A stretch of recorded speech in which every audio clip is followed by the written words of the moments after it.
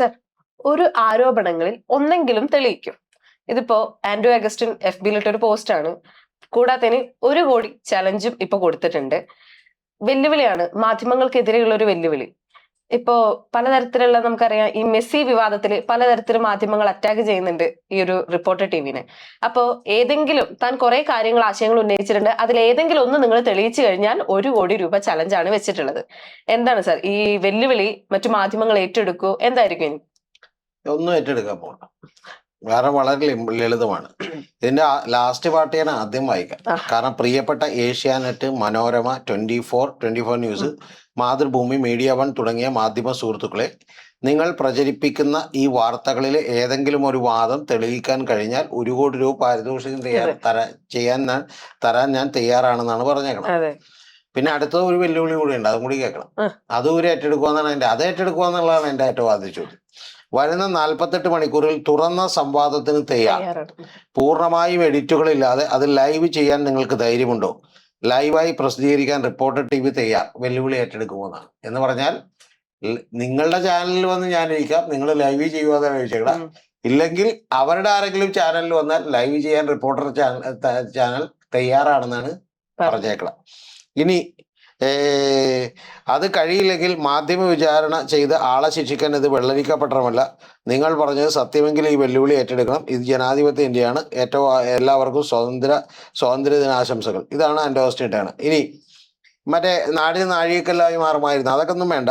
നമുക്കൊരു ഇവരുടെ വെല്ലുവിളി എന്താണ്? നിങ്ങൾ ഉയർത്തിയ ആരോപണങ്ങൾ തന്നെ മുന്നോട്ട് വെക്കുന്നു. ഞാൻ നിങ്ങളെ വെല്ലുവിളിക്കുന്നു തെളിയിക്കാൻ, വസ്തുത തെളിയിക്കാൻ. 1, അർജന്റീന ഫുട്ബോൾ അസോസിയേഷനുമായി RBC, അതായത് റിപ്പോർട്ടർ ബ്രോഡ്കാസ്റ്റിംഗ് കോർപ്പറേഷന് കരാറില്ല എന്ന് തെളിയിക്കാനാവുമോ? ചോദ്യം. AFക്ക് പണം നൽകിയത് അനുമതിയില്ലാതെയാണ് എന്ന് വാർത്ത നൽകിയത് ഏത് രേഖയുടെ അടിസ്ഥാനത്തിലാണ്? അതായത് പണം നൽകിയത് അനുമതിയില്ലാതെയാണെന്ന് വാർത്ത നൽകിയത് ഏത് രേഖയുടെ അടിസ്ഥാനത്തിലാണ്? ആ രേഖ ഇവരുടെ കയ്യിലില്ല. ഇവരുടെ കയ്യിലുള്ളത് കൈരേഖ മാത്രമാണ്. പിന്നെ കള്ളപ്പണം വെളുപ്പിച്ചെന്ന ആരോപണം എന്ത് തെളിവുകളുടെ അടിസ്ഥാനത്തിൽ? അതായത് കഴിഞ്ഞ ദിവസം നമ്മുടെ പ്രിയപ്പെട്ട സുഹൃത്ത് മർനാഥ് ഷാജന്റെ ഒരു വീഡിയോ ഞാൻ കണ്ടു. ഞാനത് കേട്ട് ചിരിച്ചുപോയി. ഷാജന്റെ ഇപ്പോഴുള്ള വീഡിയോ ഒക്കെ എങ്ങനെയാന്ന് വെച്ചാൽ ആരെങ്കിലും കൊണ്ട് ഷാജൻ തന്നെ ഒരു വോയിസ് ക്ലിപ്പ് ഇടിപ്പിച്ചിട്ട് അതാണ് വാർത്തയായിട്ട് കൊടുക്കുന്നത്. അതായത് പുള്ളി പറഞ്ഞ അമേരിക്കയിലേക്ക് ഈ പണം കൊണ്ട്, ഒരാളെന്ന് പറയണ്ട, അയാളുടെ പേരെന്താണെന്ന് അറിയില്ല, അമേരിക്കയിലേക്ക് ഈ പണം കൊണ്ടൊന്നും നമുക്ക് എല്ലാവർക്കും അറിയില്ല. അത് വേറൊരു പാർട്ടിക്ക് വേണ്ടിയിട്ടാണ്, മനസ്സിലായോ? ഫാരിസ് അബൂബക്കറിനും പിണറായിക്കും ഒക്കെ വേണ്ടിയിട്ടാണ്. എന്നിട്ട് അപ്പൊ പിന്നെ തിരിച്ചു കിട്ടാൻ വേണ്ടി ഇപ്പൊ കേസ് കൊടുത്തേക്കണം. അതായത് അഖില പറയണേ ഇതിന്റെ പിന്നിലുള്ള ലോജിക്ക് നമ്മുടെ നാട്ടിൽ ആരും ചിന്തിക്കേണ്ടത് കേൾക്കണം. അഖിലയ്ക്ക് ആ 126 കോടി രൂപ വന്നു. അതായത് അഖില അമേരിക്കയിലാണ്. അപ്പൊ അമേരിക്കക്ക് ഇത് കടത്താൻ വേണ്ടിയിട്ടാണ്. എന്നിട്ട് ഞാൻ ആർബിട്രേഷൻ കൊടുത്ത് തിരിച്ചിങ്ങോട്ട് മേടിക്കണം. അപ്പൊ എനിക്ക് എന്താ ഗുണം? കള്ളപ്പണം അവിടെ എത്തിക്കാനാണെന്നാണ് ഇവര് പറയണത്. എന്തൊക്കെ ശരിക്കും പറഞ്ഞാൽ ഇതിലും ഭേദം എന്ത് ചെയ്യണായിരുന്നു? കടുകെണ്ണണായിരുന്നു. ഓക്കെ, അതവിടെ കേട്ടെ. പണം അയച്ചതിന് കേന്ദ്ര അനുമതി ഇല്ലായിരുന്നു എന്ന് തെളിയിക്കാൻ കഴിയുമോ? AFIൽ നിന്നും 55 കോടി രൂപ RBCക്ക് തിരികെ കിട്ടിയെന്ന് തെളിയിക്കാൻ നിങ്ങൾക്ക് കഴിയുമോ? ഈ ആശയം സർക്കാരിന് മുന്നിൽ വെച്ച ഗോട്ടാഡ് എന്ന കമ്പനിയുമായി RBCക്ക് എന്തെങ്കിലും ബന്ധമുള്ളതായി തെളിയിക്കാൻ നിങ്ങൾക്ക് കഴിയുമോ? ഇത് ഏറ്റവും കൃത്യമായി പറഞ്ഞിട്ടുണ്ടെങ്കിൽ ഇത് പുള്ളിക്ക് 100% ഉറപ്പാണ് ഇതിലൊന്നും തെളിയിക്കാൻ അവർക്ക് കഴിയില്ലെന്ന്. കാരണം ഞാൻ ഇതുമായി ബന്ധപ്പെട്ട് ഏതാണ്ട് എല്ലാ വാർത്തകളും തന്നെ നോക്കിയാണ്, ഇതൊന്നും തെളിയിക്കാൻ കഴിയില്ല. പക്ഷെ ഒറ്റ കാര്യം ഇപ്പൊ അവർക്ക് പറയാൻ പറ്റും. അതെന്തറിയാമോ? ഇവർക്കെതിരെ 10-30 കേസുകളുണ്ട്. മരമുറി കേസുണ്ട്, ബാങ്ക് ഓഫ് ഫോണിന്റെ കേസുണ്ട്, അതുപോലെ ലോൺ എടുത്തതിന്റെ കേസുണ്ട്, അതുണ്ട് ഇതുണ്ട് എന്നൊക്കെ ഇവർക്ക് പറയാൻ പറ്റും. പക്ഷെ ഇവർ കൊടുത്ത വാർത്ത, ആ വാർത്തയുടെ അടിസ്ഥാനത്തിൽ ഇത് സത്യം പറഞ്ഞാൽ ആൻഡ്രൂ അഗസ്റ്റിൻ പറയുന്നതിന് മുമ്പ് നമ്മൾ ഈ ചാനലിൽ പറഞ്ഞിട്ടുണ്ട്. അതായത് ഇത് തെളിയിക്കാൻ അവരെ കൊണ്ട് ഒരിക്കലും പറ്റില്ല.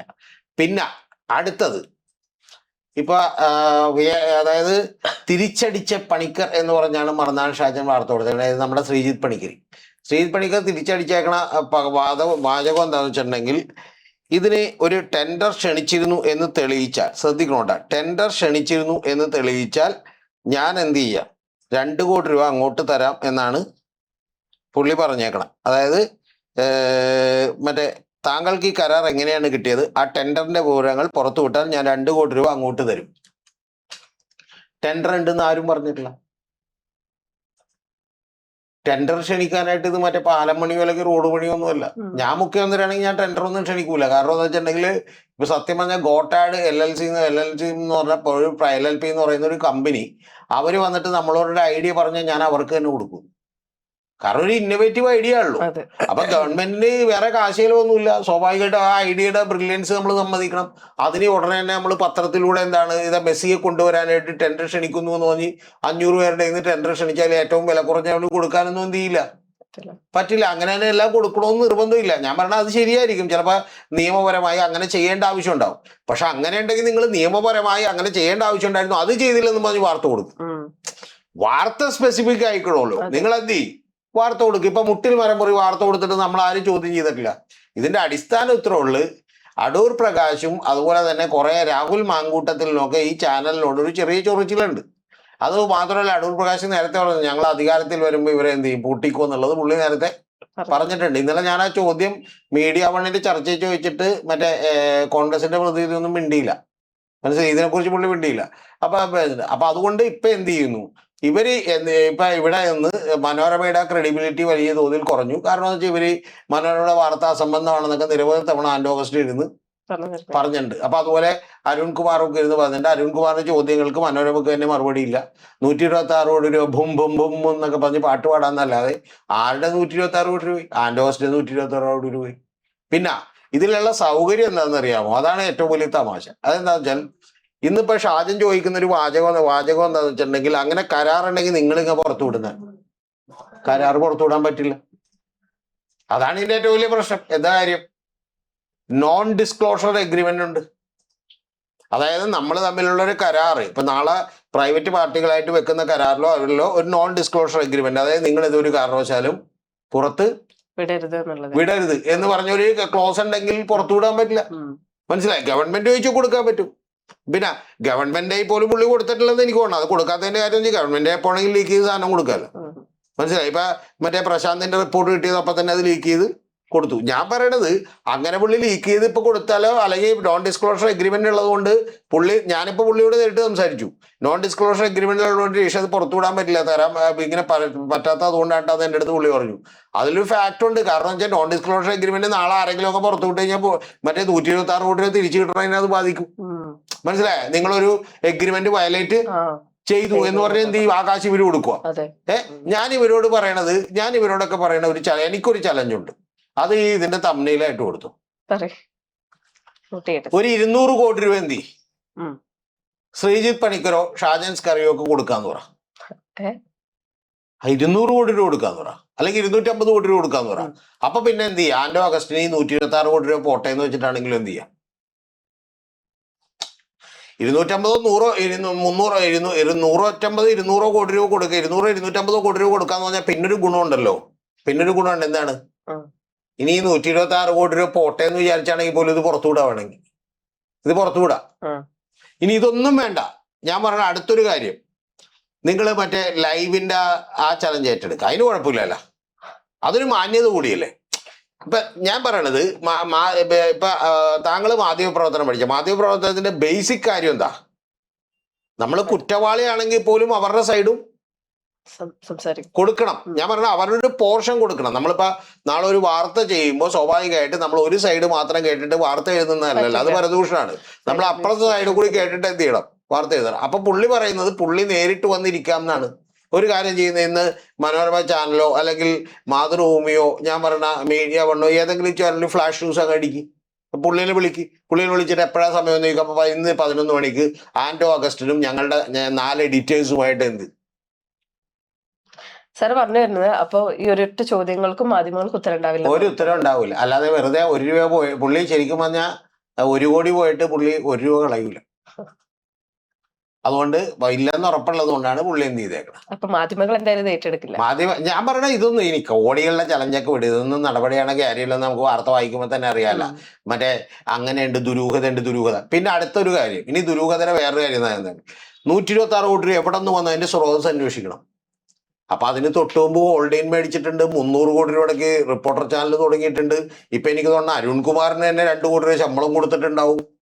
സ്മൃതി പരുത്തിക്കാരനും ബാക്കിയുള്ളവർക്കും കൂടിയുള്ള ശമ്പളം പുള്ളി ഏതാണ്ട് മിനിമം ഒരു 50-60 കോടി രൂപ അതിപ്പോ എന്ത് ചെയ്തിട്ടുണ്ടാവും? 2 കൊല്ലം കൊണ്ട് ഏറ്റവും കുറഞ്ഞത് കൊടുത്തിട്ടുണ്ടാവും. അപ്പൊ ഞാൻ ചോദിക്കണത്, അതൊക്കെ എവിടെ നിന്ന് കൊടുത്തു?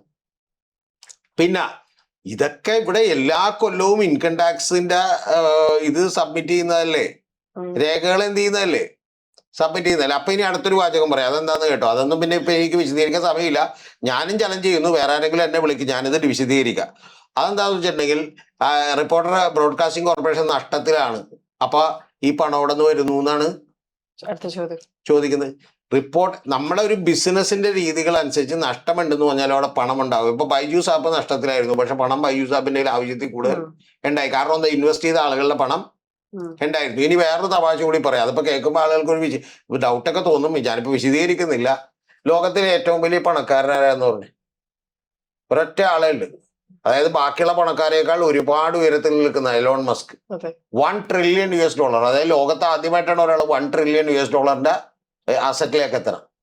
പുള്ളി $1.39 ബില്യൺ ലോൺ എടുത്തിട്ടുണ്ട്. പുള്ളിയുടെ 2 കമ്പനികൾ നഷ്ടത്തിലാണ്.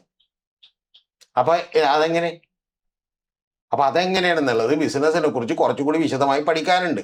ഇനി ഏതെങ്കിലും ചാനലുകൾ എന്നെ വിളിക്കൂ, ഞാൻ എന്ത് ചെയ്യാം, വന്നിരുന്ന് പറഞ്ഞുതരാം. അല്ലാതെ ദുരൂഹത പിന്നെ ഈ സ്രോതസ് എവിടെയെന്ന് ചോദിച്ചാൽ അത് ആരെക്കുറിച്ചും എന്ത് ചെയ്യാം. ഷാജൻ മേടിച്ചേക്കണ കാറിന്റെ സ്രോതസ് എവിടെയെന്ന് എനിക്ക് ചോദിക്കാൻ പാടില്ലേ? അങ്ങനെ പറ്റുവാകില്ല. അതായത് രാവിലെ ഒരാൾ 126 കോടി രൂപ ആകാശത്ത് നിന്ന് സൃഷ്ടിച്ചു കൊണ്ടുവന്നിട്ട് കൊടുക്കാൻ പറ്റും, അതും ഗവൺമെന്റിനോട് പെർമിഷൻ ചോദിച്ചിട്ട് കൊടുക്കാൻ പറ്റുക. പോട്ടെ, അടുത്ത മാർച്ചിലെങ്കിലും പുള്ളി അതിന്റെ വിശദീകരണം കൊടുക്കണ്ടേ? അക്കൗണ്ടിൽ പണം വന്ന് അടുത്ത മാർച്ചിലെങ്കിലും എന്ത് ചെയ്യണ്ടേ, കൊടുക്കണ്ടേ? അപ്പൊ പുള്ളി കൊടുക്കും. ഇനിയിപ്പോ ഒരു വെല്ലുവിളി നടത്തി, എന്തായാലും ഇനിയിപ്പോ മാധ്യമങ്ങളെ ചർച്ച ചെയ്യുന്നതിൽ കാര്യമില്ല. കാര്യം ആ വെല്ലുവിളി ഒന്നെങ്കിൽ അവരെ ഏറ്റെടുക്കണം, അല്ലെങ്കിൽ അതവർക്ക് തെളിയിക്കണം. വെല്ലുവിളി ഒന്നും ഏറ്റെടുക്കൂല. അവര് ശരിക്കും പറഞ്ഞാൽ എന്താ, കാണാത്ത പോലെ അഭിനയിക്കും. മനസ്സിലായ? ഇന്നലെ താങ്കൾ ഇട്ടൊരു ഇതെനിക്ക് ഇഷ്ടപ്പെട്ടായിരുന്നു, മറ്റേത് അതിനെ പോലെ അഭിനയിക്കുവന, ഏത് കണ്ടു ഒളിഞ്ഞു നോക്കുവന, ഏത്. അപ്പൊ അതല്ലാതെ വേറെ പണിയൊന്നുമില്ല. മറ്റേ നമ്മുടെ ഇതൊക്കെ വരൂലേ, മറ്റേ കാണാത്ത പോലെ അഭിനയിക്കാൻ ചിലപ്പോൾ പോയിക്കോളായിരിക്കും എന്ന് പറയുന്ന അതേ സംഭവം എന്ത് ചെയ്യും. വേറെ ഒന്നും സംഭവിക്കാല്ലോ ഇത്, വെറുതെ. പക്ഷെ എന്താന്ന് വെച്ചാൽ ഒരാളെ നമുക്ക് എല്ലാവരും കേൾക്കുമ്പോൾ തോന്നും. ഇന്നലെ ഞാൻ മറ്റൊരു ചാനലിൽ ചെന്ന് ഇതേ വിഷയം എടുത്തു ഇന്റർവ്യൂവിന്. അപ്പൊ എന്നോട് ആദ്യം കിടന്ന് ഭയങ്കര തർക്കമായിരുന്നു. അവിടെ എന്നോട് ഇന്റർവ്യൂ ചെയ്യാൻ പോണ ആ പുള്ളിക്കാരിയൊക്കെ ഭയങ്കര തർക്കമായിരുന്നു, എഡിറ്ററൊക്കെ. ഞാൻ കുറെ ചോദ്യങ്ങൾ ചോദിച്ചപ്പോൾ ഇവർക്ക് മറുപടിയില്ല. ഞാൻ ചോദിച്ചു ഒരേ ഒരു ചോദ്യം, ആരുടെയാണ് പണം നഷ്ടപ്പെട്ടത്? കുറച്ച് കഴിഞ്ഞപ്പോ പറഞ്ഞ എന്നോട് വീഡിയോ ഒക്കെ എടുത്തു കഴിഞ്ഞിട്ട് പറഞ്ഞു, ശരിയുണ്ട് സാർ, ഞാനൊന്നും അത്ര ആലോചിച്ചില്ല. കാരണം ഇങ്ങനൊരു വാർത്തയൊക്കെ എല്ലാം കൂടി വായിക്കുമ്പോൾ നമുക്ക് തോന്നുന്നു എന്തെങ്കിലും പ്രശ്നം എന്ത് ചെയ്യും. അതാണ് ഈ നാട്ടിലെ ഏറ്റവും വലിയ ഗുണം. അതായത് 10-20 പേര് വാർത്ത കൊടുത്തിട്ട് ഇപ്പൊ അകലക്കെതിരെ വാർത്ത കൊടുത്താലേ ആളുകളിലേക്ക് അകല എന്തെങ്കിലും ചെയ്തിട്ടുണ്ടാവും. പിന്നെ മറ്റേ പഴഞ്ചൊല്ലൊക്കെ പറയും, എന്ത് തീയില്ലാതെ പുകയുണ്ടാവില്ലല്ലോ. അപ്പൊ പിന്നെ ഒരു ന്യായവും പറയണ്ട. അങ്ങനെയാണ്, ഒരു ന്യായം പറയേണ്ട കാര്യമില്ല. മനസ്സിലായ? ഇപ്പൊ ഞാൻ ഒരു ഉദാഹരണം പറയാം നിങ്ങളോട്. എൻ്റെ വീടിന്റെ അടുത്ത് എൻ്റെ ഒരു സുഹൃത്തിന്റെ ചേച്ചി, ആ പുള്ളിക്കാരിനെ അവിടുത്തെ ആ ഒരു ഓഫീസിൽ തന്നെ ഒരാള് പയ്യൻ അവിടെ കൊണ്ടുവന്നാക്കുമായിരുന്നു. എൻ്റെയൊക്കെ ചെറുപ്പത്തിലുണ്ട്, 10, 18, 19 വയസ്സുള്ളപ്പോഴാണെന്നല്ലോ. അപ്പൊ കൊണ്ടുവന്നാക്കുമായിരുന്നു. അപ്പൊ തൊട്ടപ്പുറത്തെ ഒരു പുള്ളി, ഒരു ഹൈക്കോടതിയിലെ ജീവനക്കാരൻ, പുള്ളി എന്തോ പ്രശ്നമുണ്ട് കേട്ടോ. എല്ലാവരോടും എല്ലാ ദിവസവും വന്നു. അപ്പൊ എന്താന്ന് വെച്ചാൽ പുള്ളി കൊണ്ടുവന്നാക്കണേ, പുള്ളി ഒന്ന് ആക്കണമെന്ന് പറഞ്ഞാൽ പുള്ളി രഹസ്യമായിട്ട് കൊണ്ടുവന്ന് അപ്പുറത്ത് കൊണ്ടുവന്നാക്കിയിട്ട് കൊണ്ടല്ലേ, പുള്ളി ഒരു വീട്ടിൽ കൊണ്ടുവന്നാക്കിയിട്ട് വീട്ടുകാരെ കൈ കാണിച്ചിട്ടാണ് പുള്ളി എന്ത് ചെയ്യുന്നത്. എന്താ കുഴപ്പമുള്ള? ലാസ്റ്റ് 2-3 ആഴ്ചയൊക്കെ പറഞ്ഞ് ഈ പെൺകുട്ടിയെ കുറിച്ച് വളരെ മോശമായിട്ടുള്ള പല കാര്യങ്ങളൊക്കെ പുള്ളി പറഞ്ഞു വരുത്തിയതിന് ശേഷം ഞാൻ ഇവന്റെ വീട്ടിൽ ചെന്നിരുന്നപ്പോ ഈ പുള്ളിക്കാരി, അവര് വളരെ നല്ലൊരു സ്ത്രീയാണ്. അവര് പാവം വളരെ അധ്വാനിച്ച് ബുദ്ധിമുട്ടി കഷ്ടപ്പെട്ട് ജീവിക്കുന്ന ഒരാളാണ്. അവരുടെ വീട്ടിലൊരു വലിയ മരണം ഇടക്ക് വെച്ചുണ്ടായി. അങ്ങനെ അവർക്ക് വലിയ ക്രൈസിസ് ഒക്കെ വന്നു. അപ്പൊ ആ ക്രൈസിസ് ഒക്കെ വന്നപ്പോഴത്തേക്ക് അവരതിനെ മറികടക്കാൻ വേണ്ടി നന്നായി അധ്വാനിക്കുന്ന പിള്ളേരാണ്, നല്ല പിള്ളേരാണ്. അപ്പൊ പുള്ളിക്കാരിയാണ് ഒരു ദിവസം പുള്ളിക്കാരുടെ അനിയനോട് പുള്ളിക്കാരി പറഞ്ഞിട്ട് അനിയൻ വന്ന് എന്നെ എടുത്തു പറഞ്ഞു, എന്താണെന്നറിയാമോ, ഇങ്ങനെ കൊണ്ടുവന്ന് ആക്കിയിട്ട് പോണ 3 ദിവസങ്ങളിൽ ഇവൻ ആ റൂട്ടിൽ നിന്നിട്ട് ഞാൻ കെട്ടിക്കോട്ടെ. മനസ്സിലായി? അവരവിടെ താമസിക്കാൻ വന്നിട്ടുള്ളു. അവരുടെ വീട്ടിലൊരു അവരുടെ വീട്ടിൽ മരണം നടന്നിട്ട് 1 മാസമായിട്ടില്ല. ഏത് മരണം നടന്നിട്ട് 1 മാസമായിട്ടില്ല. മരണം നടന്ന് 1 മാസമാകാത്ത ഒരു വീട്ടിലൊരു പെങ്കൊച്ചങ്ങാട് നടന്നു പോകുമ്പോ കഴിഞ്ഞാൽ നാടൻ പ്രണയം, നാടൻ ഡയലോഗാണ്, എന്ത് ഞാൻ കെട്ടിക്കോട്ടെ. എന്നിട്ടാണ് പറഞ്ഞു നടക്കുന്നത്. എന്നിട്ട് അതിനോട് റിയാക്ട് ചെയ്യണില്ല, എനിക്കതിന് ഇഷ്ടമല്ല, താൻ തന്നെ പാടുപോക്കി പോട്ടെ, ഇനി ഇവിടെ ഒന്ന് ചെല്ലിപ്പെടുത്തിയ ഞാൻ എന്ത് ചെയ്യും, വീട്ടിൽ പറയുന്നൊക്കെ പറഞ്ഞതിന്റെ പിറ്റേ ദിവസം മുതലാണ് ഇവന് എന്ത് ചെയ്തേക്കണത്, പറഞ്ഞു നടക്കാൻ തുടങ്ങിയത്. ഏത് പുള്ളിക്കാരി ആരും കൊണ്ടൊന്നും ആക്കണ്ട്, നമ്മളത് ശ്രദ്ധിക്കും. നമ്മളെന്തിനത് ഞാൻ അന്നേരം ഇവനോട് ചോദിച്ചു, എന്നെക്കാൾ ഒരു 10-15 വയസ്സ് പ്രായമുള്ള ഒരാളാണ്, നമ്മളെന്തിനാ എത്തിക്കണെന്ന് ചോദിച്ചു. അപ്പൊ പുള്ളി കലം വിട്ട്. എന്നിട്ട് പുള്ളി അടുത്ത ഗ്യാങ്ങിനൊക്കെ ഉണ്ട്. ഏത് നമ്മുടെ ഇവിടെ കലിങ്കിലൊക്കെ പല പല ഗ്യാങ് ഉണ്ട്, പല ഗ്യാങ്ങിനൊക്കെ ഉണ്ട്. പിന്നെ പല ഗ്യാങ് അപ്പുറത്തുള്ള ആളുകൾ നമ്മുടെ അടുത്ത് ഒന്ന് ചോദിക്കും, എടാ എന്താ ഇങ്ങനെ ഒരു പ്രശ്നമുണ്ടോ, നമുക്ക് ചോദിക്കണം എന്നൊക്കെ. അന്നൊക്കെ എന്ന് പറഞ്ഞാൽ ആളുകൾക്ക് തലക്ക് ഭ്രാന്താണ്. അതായത് ഇങ്ങനെ കൊണ്ടുവന്ന് കണ്ടപ്പോ ചോദിക്കണോന്നൊക്കെയാണ്. എന്ത് ചോദിക്കണോന്ന്, അതിനിപ്പോഴും മാറ്റമൊന്നുമില്ല. എന്റെ വീട്ടിലേക്ക് വന്ന് ചോദിക്കണോന്നൊക്കെ ചോദിച്ചപ്പോ എന്ത് ചോദിക്കാനായിട്ട്, അവര് വല്ല അടിയും കിട്ടുവിട്ടാന്ന്. ഞാൻ പെണ്ണ് കരാട്ടയൊക്കെ പഠിക്കാണ്, ലാസ്റ്റ് എന്ത് ചെയ്ത് കണ്ടത് പോയി. ഒന്ന് ആലോചിച്ച് നോക്ക്. അതെന്താ പ്രശ്നം എന്ന് വെച്ചാൽ സത്യം പറഞ്ഞാൽ ഇന്നിപ്പോ നമുക്ക് മനസ്സിലാവും. എന്ന് വെച്ചാൽ അന്നൊക്കെ 6 മണിക്ക് കഴിയേണ്ട ജോലിയാണ്, അതിന്റെ ജോലി കഴിയുന്നത് 7 മണിക്ക് 7:45 അപ്പൊ അതുകൊണ്ട് അത്രയും വൈകുന്നത് കൊണ്ടാണ് അയാൾ കൊണ്ടുവന്ന് ഡ്രോപ്പ് ചെയ്തിട്ട് പോകുന്നത്. അതിനാണ് ഇവരെന്ത് ചെയ്യുന്നത്. ശരിക്കും പറഞ്ഞാൽ ഇന്നൊക്കെ ആണെങ്കിൽ ഇവന്റെ മുഖത്തിട്ട് അപ്പൊ തന്നെ അടി കിട്ടിയാണ്. അപ്പൊ അതേപോലെ എന്ത് ചെയ്യുക, ഒരു പുകമറ സൃഷ്ടിക്കാം. ഏത് അത്രേ ഉള്ളു. അല്ല ഈ മറ്റവൻ ചെയ്തിരുന്ന അതേ പുകമറയാണ് ഇപ്പൊ എന്ത് ചെയ്യുന്നത് മാധ്യമങ്ങളും ചെയ്യണം. എന്നിട്ട് മറ്റേ ഡയലോഗ് കൂടി വിട്ടാൽ മതി. ഏത് എന്നിട്ട് ഇവന്റെ അമ്മ വന്നിട്ട് നമ്മുടെ അടുത്ത് പറയണ അമ്മ എന്ന് പറഞ്ഞ ഡയലോഗ് കൂടി ഉണ്ട് ഇവന്റെ. ആ കുട്ടിയെ കുറിച്ച് ആളുകൾക്ക് എന്തൊക്കെ പറയണ്ടല്ലോ. ഇപ്പൊ ഉടനെ തന്നെ ഇവർക്കും അവരെ ഇഷ്ടമല്ല, അതിന് വേറെ ചില കാരണങ്ങളുണ്ട്. കാരണം ആ പെൺകൊച്ചുങ്ങളൊന്നും മറ്റേ വേണ്ടാത്ത വർത്തമാനത്തിനൊന്നും നിൽക്കാറില്ല. ഇവർ 2-3 വട്ടം ചെന്ന് നമ്മളെ കുറിച്ചൊക്കെ എന്തോ കുറ്റം പറയാൻ നോക്കിയപ്പോഴത്തേക്ക് അവരെന്ത് ചെയ്ത് സ്ഥലം വിട്ടോന്ന് പറഞ്ഞു. അതോടുകൂടി മനസ്സിലായ. അവരുടെ വീട്ടിൽ TV ഇല്ല അന്ന് പണ്ട്. അപ്പൊ നമ്മുടെ വീട്ടിലൊക്കെ വന്നിരിക്കുകയും പിന്നെ അവരുടെ വീട്ടിൽ നമ്മുടെ വീട്ടിൽ ഇരിക്കുമ്പോൾ ഒന്നും പറയാൻ പറ്റില്ല, കാരണം ഫാദറെല്ലാം ചീത്ത പറയുന്നതുകൊണ്ട് കുറ്റമൊന്നും പറയാൻ പറ്റില്ല. അപ്പൊ അതുകൊണ്ട് പിന്നെ അവരുടെ വീട്ടിൽ ചെന്ന് TV ചാനൽ തുടങ്ങിയപ്പോൾ അവര് പറഞ്ഞ് വല്യമ്മ കാര്യമൊക്കെ ശരി തന്നെ, പക്ഷെ ഇവിടെ ഇരുന്ന് എന്ത് ചെയ്യാൻ പറ്റില്ല. അപ്പൊ അതുകൊണ്ട് ഇവര് പറഞ്ഞേ തീയില്ലാതെ പുകയുണ്ടാവും. അപ്പൊ തീയോ പുകയോ ഒക്കെ കുറിച്ച് സംസാരിച്ചാൽ മതി. അതേസമയം കരാറിനെ കുറിച്ച് എന്ത് ചെയ്യണം. പണം ആരുടെ നഷ്ടപ്പെട്ടു എന്ന് പറഞ്ഞാൽ ആ ചോദ്യത്തിന് മറുപടി പറയണ്ട, പകരം മറ്റേ ഡയലോഗ് പറഞ്ഞാൽ മതി. എന്ത് തീയില്ലാതെ പുകയുണ്ടാവൂലേ.